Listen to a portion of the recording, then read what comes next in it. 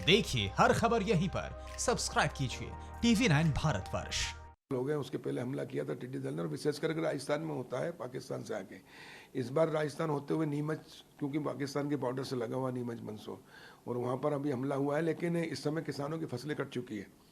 कल बल्कि किसानों का हमने 100 लाख मीट्रिक टन की जगह 90 लाख मीट्रिक टन खरीद चुके हैं, और आज और कल में पूरा हो जाएगा। जो 30 मई तक होना था टारगेट हमने पूरा कर दिया। आज तक के मध्य प्रदेश के इतिहास में सबसे अधिक उत्पादन भी गेहूं का हुआ और सबसे अधिक खरीदा। पिछली बार कांग्रेस की सरकार थी, 25 मार्च से शुरू किया था, 30 मई तक 2 माह तक उन्होंने खरीदा मात्र 63,000 लाख मीट्रिक टन। और हमने कोरोना के कारण 20 दिन बाद शुरू किया, 15 अप्रैल से 25 मार्च की जगह, और आज कितनी हो गई? 20। लेकिन कुल हमने 1 महीने 5 दिन में 91 लाख मीट्रिक टन गेहूं खरीद चुके हैं, और हम 110 लाख मीट्रिक टन खरीदेंगे, जो अपने आप में रिकॉर्ड है। पंजाब के बाद मध्य प्रदेश देश का दूसरा राज्य है, और उनके खातों में हम किसानों के पैसे भी दे रहे हैं। किसानों की फसलें कट चुकी हैं, किसान की फसल कट के खलियान में भी आगे, घर में आ गई, घर से आगे बिक गई है, इसलिए नुकसान नहीं के बराबर है। लेकिन फिर भी सब्जियां, अमरूद और बाकी चीज़ें वहाँ होती है, संतरे वगैरह, तो उसके लिए थाली बजाकर, ढोल बजाकर, आवाज़ करके, फटाके फोड़ के, जैसे भी किसान भगा रहे हैं, ताली बजा के भी भगा रहे हैं, तो इसलिए इसका नुकसान अभी नहीं के बराबर है। अगर हाँ, ये अगर फसल जब पकने पे थी उस समय आती तो नुकसान पहुंचा सकती थी, लेकिन उसके बावजूद भी प्राकृतिक आपदा में हमने माना है। 2004 में ऐसी स्थिति बनी थी मध्य प्रदेश में, जब बाबूलाल गौर जी मुख्यमंत्री थे और मैं विधायक था, तो इल्ली का प्रकोप आया था, तिमाको इल्ली, और इतनी खतरनाक थी कि रोड के ऊपर ट्रक अगर ब्रेक लगा रहा तो पलट जाते थे। खेतों में आदमी का सोना मुश्किल हो जाता था, घरों में रहना है, जल के दल चले थे। तब मैंने विधानसभा में मामला उठाया था, और माननीय मुख्यमंत्री जी और उस समय गोपाल भार्गव जी राजस्व मंत्री थे, भागीरथ प्रसाद सचिव थे, इनको हेलीकॉप्टर लेके भेजा था। फिर मैंने मामला उठाया, मुख्यमंत्री खुद गए, और पहली बार विश्व में और देश में इल्ली को प्राकृतिक आपदा मानने का काम मैंने मुख्यमंत्री जी से मांग की थी, और मुख्यमंत्री जी बाबूलाल गौर जी ने उस समय 2,000 रुपये हेक्टेयर देने का कहा था। और मैंने हरदा जिले के 70,030 किसान थे, सभी को 45 करोड़ रुपए उस समय RBC 64 में संशोधन किया था गौर साहब की सरकार ने, भारतीय जनता पार्टी सरकार ने, और 45 करोड़ रुपए हरदा को मिला था, और हमने दिलाया। उसके बाद किसानों के भाग्य से माननीय मुख्यमंत्री शिवराज सिंह जी बने, और मुझे उन्होंने राजस्व धार्मिक न्यास का जिम्मेदारी दी। और RBC 64 में जो बनी हुई थी शुरू में मध्य प्रदेश के गठन के समय से लेकर, किसी ने नहीं बदला था, लेकिन मुख्यमंत्री शिवराज जी के नेतृत्व में मैं राजस्व मंत्री था, तो मैंने बदला।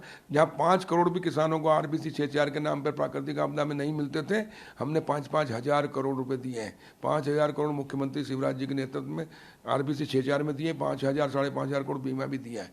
और हमने तहसील की इकाई को पटवारी हल्का भी किया है। 11,622 पटवारी हल्के थे जब मैं राजस्व मंत्री बना था, और 23,000 ग्राम पंचायत, हमने 23,000 ग्राम पंचायत के हिसाब से पटवारी हल्के बना दिए, और फसल बीमा की इकाई पटवारी हल्का कर दिया। तो 10,000 करोड़ का, जहाँ 5 करोड़ भी नहीं मिलते थे कांग्रेस के राज में, भारतीय जनता पार्टी की सरकार आई और किसानों के बेटे जो मुख्यमंत्री और राजस्व मंत्री बनते हैं, तो ऐसा परिवर्तन होकर 10,000 करोड़ किसानों की जेब में गए।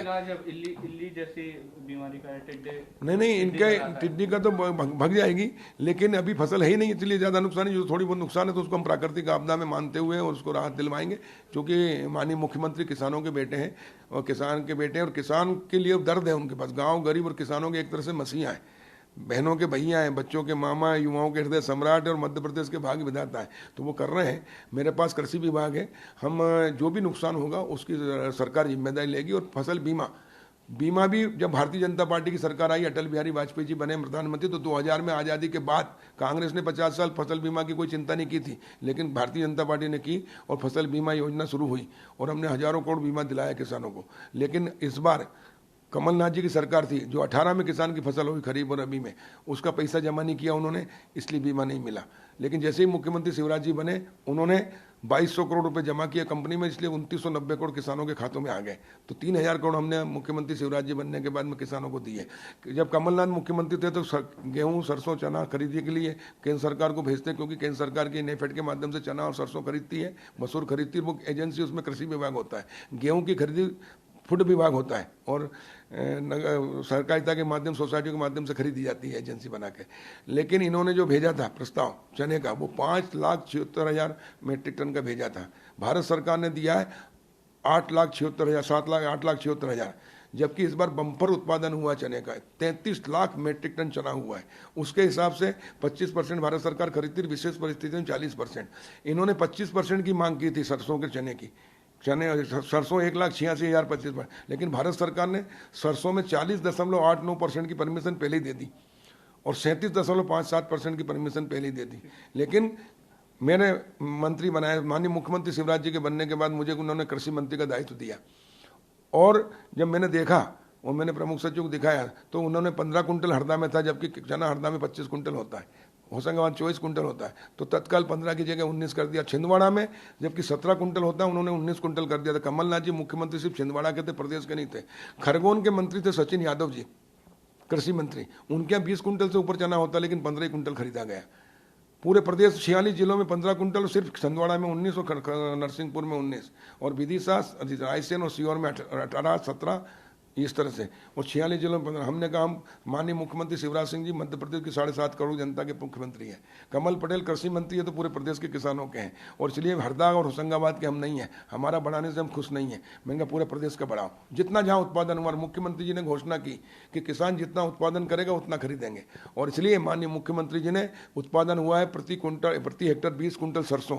चंबल ग्वालियर संभाग में सबसे अधिक सरसों होता है भिंड, मुरैना, श्योपुर, शिवपुरी, ग्वालियर, दतिया, और चना होता है मालवा में और भोपाल संभाग में।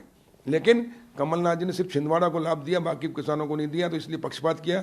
हमने सबका साथ, सबका विकास, सबका विश्वास माननीय प्रधानमंत्री नरेंद्र मोदी ने नारा दिया, माननीय मुख्यमंत्री जी ने उसको अपनाया, हमने अपनाया, और हमने पुनः सासा से हमारे संचालक से, कृषि डीडीए से और कलेक्टर से रिपोर्ट बुलाई और उसके अनुसार 33 लाख मीट्रिक टन हुआ। तो हमने 20 कुंटल, जहाँ जितना उत्पादन है उसको मैक्सिमम 20, अगर 19 है तो 19, 18 है तो 18, 17 है तो 17, 16 है तो 16, पर 15 से कम किसी का नहीं खरीदेंगे, क्योंकि 15 से कम कहीं हुआ नहीं है। और सरसों पूरे प्रदेश में 20। उसके कारण अगर कांग्रेस की सरकार होती, कमलनाथ जी मुख्यमंत्री होते और सचिन यादव कृषि मंत्री होते, अभी अगर सत्ता परिवर्तन नहीं होता, तो मध्य प्रदेश के किसानों का मात्र 5,76,000 मीट्रिक टन चना खरीदते हैं। अब शिवराज सिंह जी मुख्यमंत्री, हम 11 लाख 12 लाख मीट्रिक टन खरीद रहे हैं। सरसों इसी प्रकार 1,86,000 खरीदते हैं, हम उसको डबल कर रहे हैं। इससे करीब 750-800 करोड़ रुपया कम मिलता कांग्रेस की सरकार होती, कमलनाथ मुख्यमंत्री होते, सचिन यादव होते, और हम मुख्यमंत्री शिवराज जी हैं, भाजपा की सरकार है, कमल पटेल कृषि मंत्री है, तो 700-800 करोड़ किसानों को ज़्यादा मिल रहा। तो मैं किसान भाइयों से पूछना चाहता हूं कि कांग्रेस आपके हित में है कि भारतीय जनता पार्टी, कमलनाथ आपके हित में है कि शिवराज सिंह चौहान, सचिन यादव आपके हित में है कि कमल पटेल, भारतीय जनता? और इसलिए आपको कांग्रेस ने आपके साथ छल किया, धोखाधड़ी की, और हम सबका साथ, सबका विकास करके सबका न्याय कर रहे हैं। हमने सचिन यादव खरगोन में कृषि मंत्री थे तो वहाँ 15 कुंटल हेक्टर हो रहा था, जबकि 20 कुंटल हेक्टर चना हो रहा है, और हम शिवराज जी हैं तो 20 कुंटल ज़्यादा दे रहे हैं, 5 कुंटल ज़्यादा दे रहे हैं। इससे प्रति हेक्टर 5,000 का कांग्रेस की सरकार के समय किसान को नुकसान था। अगर 1 हेक्टर में भी वो चना बो रहा है या सरसों बो रहा तो 7,000 का नुकसान था। अब शिवराज सिंह जी और भारतीय जनता पार्टी के शासन में 5,000 चने पर 7,000 सरसों पर प्रति हेक्टर ज़्यादा मिल रहा है, और इसलिए कांग्रेस घोर किसान विरोधी छल किया, धोखाधड़ी की, अन्याय किया, और शिवराज सिंह चौहान ने किसानों को न्याय दिया। क्योंकि अगर किसान जितना उत्पादन करता, अगर सरकार उतना नहीं खरीदेगी तो किसान क्यों पैदा करेगा? और ऐसे लॉकडाउन के समय जब पूरा भारत लॉकडाउन है, पूरे भारत के उद्योग धंधे बंद है, पान की दुकान, चाय की दुकान से लेकर बड़े बड़े इंडस्ट्री, टाटा, बिरला, अंबानी की बंद है, ऐसे समय में किसान मेहनत कर रहा है, खून पसीना बहा रहा है, मजदूर मेहनत कर रहा है और अनाज पैदा कर रहा है, चावल, गेहूँ, दाल, मूंग और सब्जियां और दूध, जिसके कारण लोगों को भोजन मिल रहा है और लोगों का जीवन मिल रहा है। और इसलिए मैं अन्नदाता और जीवनदाता किसानों के और मजदूरों के चरणों में प्रणाम करता हूं। मुख्यमंत्री शिवराज सिंह जी की ओर से आपका बधाई और धन्यवाद देता हूं। और किसानों के लिए इसलिए हमने न्याय किया और 800 करोड़ ज्यादा दिलाए।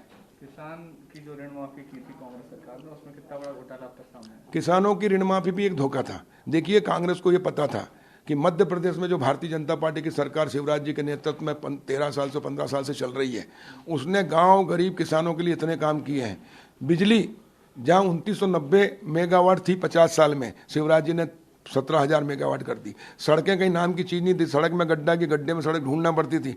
पूरी सड़कों की 1 लाख किलोमीटर सड़क बना के जाल बिछा दिया, गांव-गांव में सड़कें कर दी। सिंचाई जहां 7.5 लाख हेक्टेयर थी कांग्रेस के 50 साल के शासन में, वहां बढ़कर 40 लाख हेक्टेयर में कर दी। उत्पादन बढ़ा दिया, कृषि कर्मण पुरस्कार मिल रहा है, गरीबों के लिए संबल योजना, मुख्यमंत्री कन्यादान योजना, अगर किसी गरीब की डेथ हो जाए तो उसको 5,000, दुर्घटना में 4 लाख, सामान्य मृत्यु में 2 लाख। इसलिए इतने काम किए कि कांग्रेस की जमानत जब्त हो जाएगी। जो जीते 50 जीते वो भी नहीं जीतेंगे। इसलिए क्या करें थे, इन्हें षड्यंत्र षड्यंत्र किया कि ऐसे लालीपाप दो, चुनाव घोषणा पत्र नहीं वचन पत्र बनाओ और हर वर्ग को लालीपाप दो ताकि सब वर्ग के वोट मिले, अपनी कम से कम सरकार तो नहीं आएगी लेकिन इतने जीत जाए कि मुंह दिखाने लायक रहे। और इसलिए इन्होंने षड्यंत्र करके किसानों को लालीपाप दिया कि राहुल गांधी ने कहा 1 2 3 4 5 6 7 8 9 10, बस 10 दिन में कर्जा माफ 2 लाख तक, नहीं तो मुख्यमंत्री बदल दूंगा। तो लोगों को विश्वास हो गया। कमलनाथ जी ने इन्हें वचन पत्र भरवाए कि आपके 2 लाख तक के सारे किसानों के कर्जे माफ कर देंगे। युवाओं से कहा कि तुमको रोजगार देंगे, नहीं तो बेरोजगारी भत्ता देंगे 4000 रुपये, वचन देते हैं। महिलाओं से कहा कि तुम्हारे समूह का कर्जा, एक महिला समूह पे 5 बैंकों का प्राइवेट सरकारी का कर्जा है।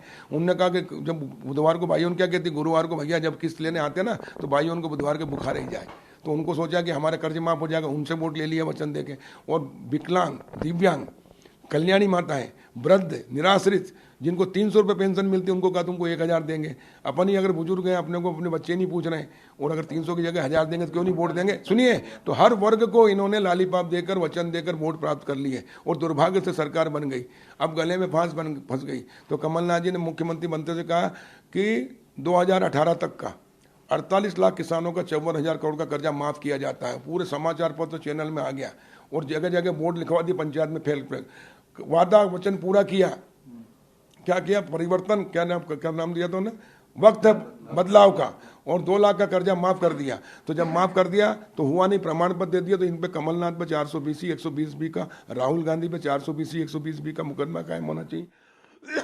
और छिंदवाड़ा में चुनाव जीतना था, बेटे को जिताना था, खुद को जीतना था लोकसभा में, वहाँ माफ करवा दिए। पूरे उपचुनाव कांतिलाल भूरिया को जीतना था, वहाँ माफ करा दिए। वहाँ तो समूह के भी माफ करा दिए और बाकी पूरे मध्य प्रदेश की जनता के साथ छल किया।